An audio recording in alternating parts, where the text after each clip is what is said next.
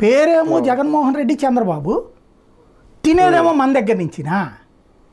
వీటిట్లో ప్రభుత్వం ఏమో పట్ల వాళ్ళకి ఆ భారం అంతా వాళ్ళని అప్పులు చేయమని చెప్పి ఆ అప్పులు తీర్చే భారం మన ఎత్తినేస్తున్నారు.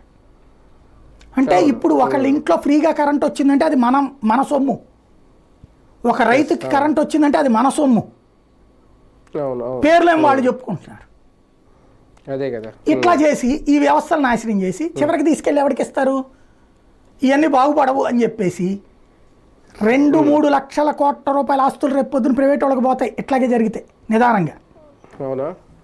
రేపు అదేది ప్రీపెయిడ్ కరెంట్ మీటర్స్ వస్తే ఏమవుతుంది?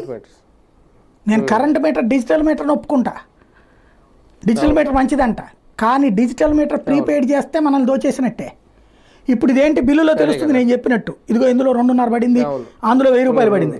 రేపు పొద్దున అదేం తెలియదు. మనం ఇప్పుడు సెల్ ఫోన్ వాడు కనుక ఛార్జ్ 2000 రూపాయలు రీఛార్జ్, 3000 రూపాయలు రీఛార్జ్ ఏడాది ఎట్లా అంటాడు కదా. వీళ్ళు నెలవారీ ఛార్జ్ కూడా బెటర్ అనమాట.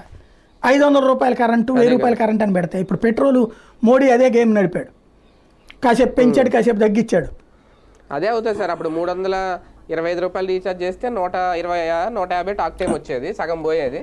రేపు పొద్దున్న ప్రీపెయిడ్ వచ్చిన అదే వస్తుంది. మీరు ఒక 1000 రూపాయలు కడితే ఒక 500 రూపాయల యూనిట్ మీకు ఇస్తారు. అది రేపు పొద్దున్న చేయబోతోంది. ఛార్జీల రూపంలో దానికి మనల్ని మానసికంగా సిద్ధం చేస్తా. ఈ పాపం అంతా జగన్దని చంద్రబాబు, ఈ పాపం అంతా చంద్రబాబుదని జగన్ మాట్లాడుకుంటారు. మధ్యలో మనల్ని నడి రోడ్డు మీద నుంచోబెడుతున్నారు.